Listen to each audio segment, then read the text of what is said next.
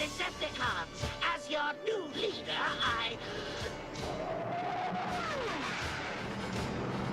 Who disrupts my coronation?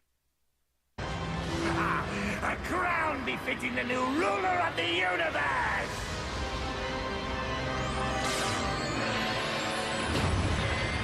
Your time is now over, Megatron. The reign of Starscream will be a reign of terror! Esteemed members of my armada, you now stand upon the very precipice of glory to meet the destiny which I have so tenaciously worked toward. Dynamic leadership of the Decepticons.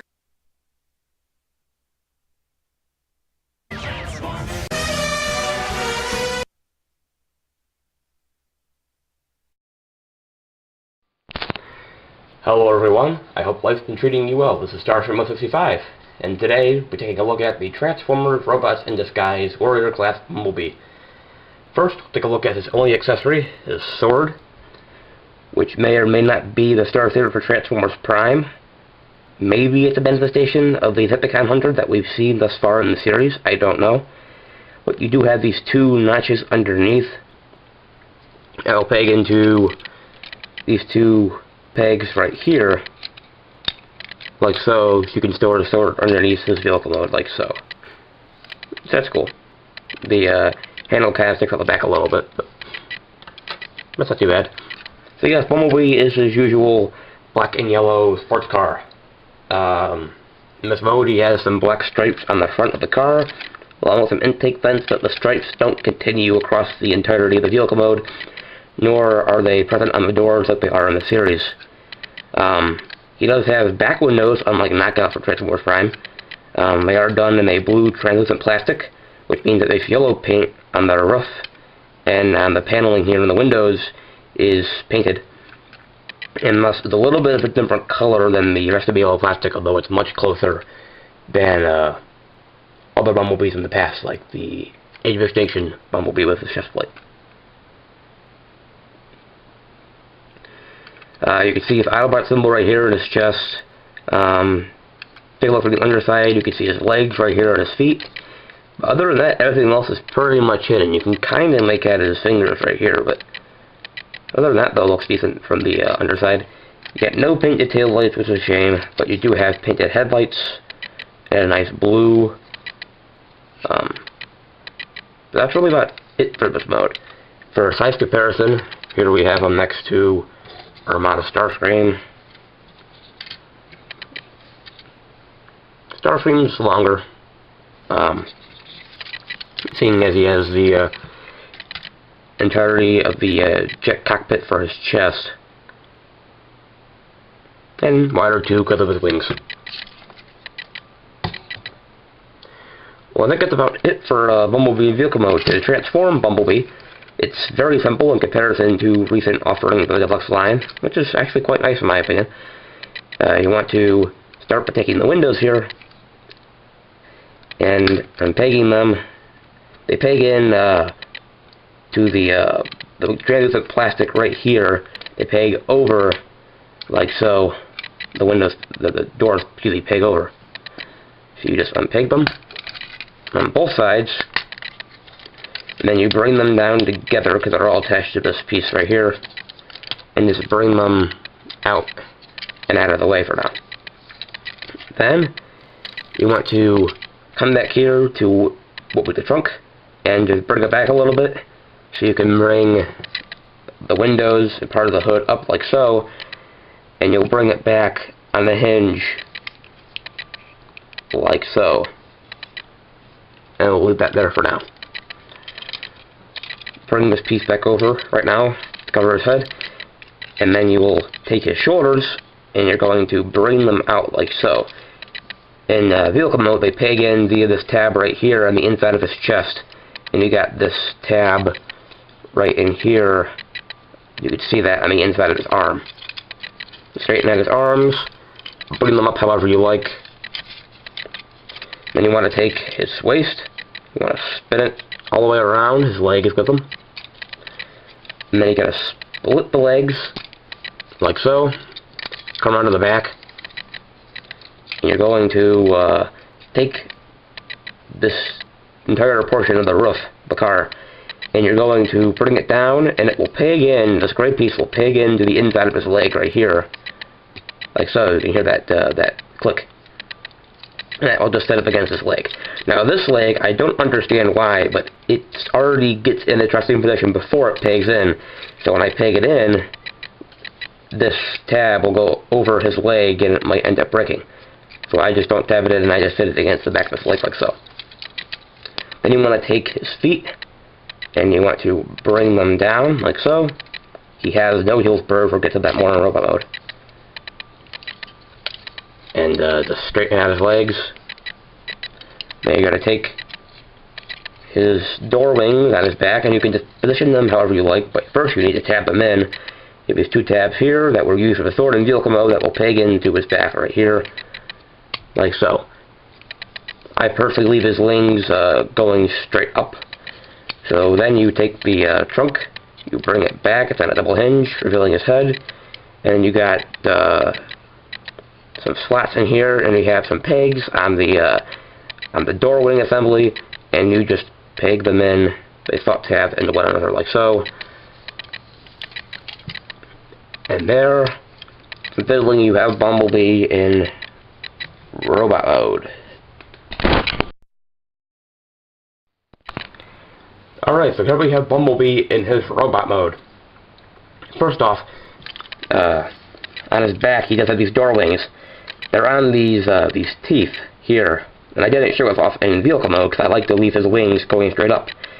But the official stock photography depicts his wings a little bit out more.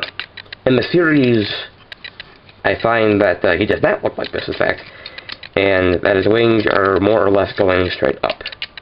So that's how I like to leave them. And I think it gives him a little bit of a different look versus other Bumblebees in the past with door wings. So for visibility in this mode, his head, which you'll get a look at here, it's close to the shell, although he lacks the black paint on these side vents here. He's on a ball joint, because it's a light piping too. So you look that much up, that much down, that much to the side because of his chin, and he can kind of bob his head to the left and the right a little bit. He does have this this faction signal on his chest, which is for that mobile game. His shoulders are on a ball joint inside of his chest and on a hinge right here on the inside of the shoulder. So you bring his arm all the way up. While I don't find that in the series his arm is that far, or shoulder is that far up. They're more or less down like so. You can go that much back with the shoulder, you can go that much forward with the shoulder. Then you got a mushroom peg bicep swivel, and then you have about 90 degrees of movement at the shoulder, or the elbow. You have a waist that goes 60 for transformation, and you got ball jointed hips, go that much out, that much back, that much forward. He's got a thigh swivel, and then he's got knees. Now they're less than 90 degrees because he has these car panel, the roof of the car, excuse me, on the back of his legs, so he can only go that much, which is unfortunate. And then nothing at the feet unless you want to count the transformation joint, which moves his feet up and down into his leg. So his pullability isn't terrible. He can get into some nice poses, especially with his sword, which we'll take a look at again. Here, with the sword again. It can be held in either of his hands, and he looks nice with it. And he can dual wield it if I can get him to do so. He has enough portability in his arms to do that with those shoulders. That's not the easiest thing to do. Let's see.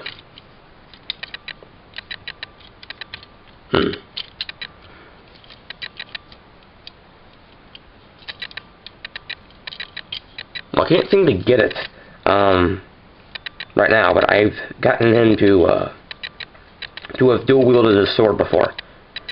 Anyhow, I don't know if you can peg the sword in anywhere on his body for storage. I mean, conceivably, if you wanted to, you could kind of open up this chest panel and maybe just kind of stick it down in there, and it will hold, but it kind of sticks up behind his head. And plus, that back panel is just transformed now, so. But you do have the option.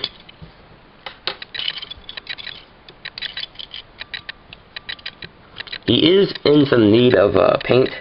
In the show, he has a lot of blue and some red on him. Maybe like energon glowing marking things, for lack of a better term. He doesn't have really any of that on the toy. I know there's some ripper labels that will put some red here on these shoulder lights, as well as some blue right here on his chest, and in some other places, like black on his door wings, like he has in the vehicle mode.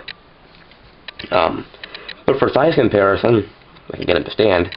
But again, he has no heel spurs, so he's a pain in the butt to stand. He kind of has to lean forward a little bit. Well, not that much. Come on. Alright, that should do it for the rest of the review. For size comparison, here he is next to the Transformers Prime and Disguise Deluxe Class Bumblebee. The other Bumblebee is actually taller, not just because of that panel behind his head, but it looks like his head is just all around taller.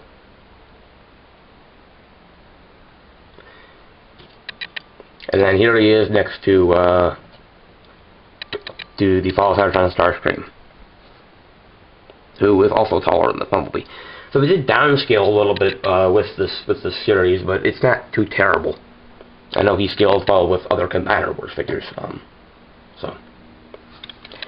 So Bumblebee was this new toy line. I did not initially plan on buying any toys from this toy line, but after seeing the pilot air on Cartoon Network here in the US, I decided that I should pop into the line, because I wouldn't be able to stand watching the show every week, knowing that every time I walk past the toys in the aisle, I never pick one of them up and buy them. So I'm satisfied with Bumblebee here. Is he simplified? Yes. But I don't really mind that. I don't like frustrating transformations. I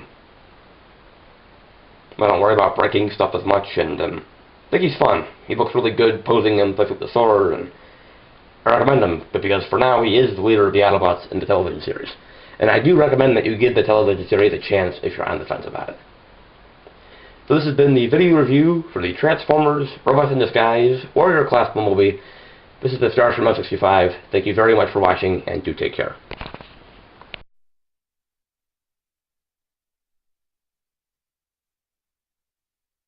Megatron?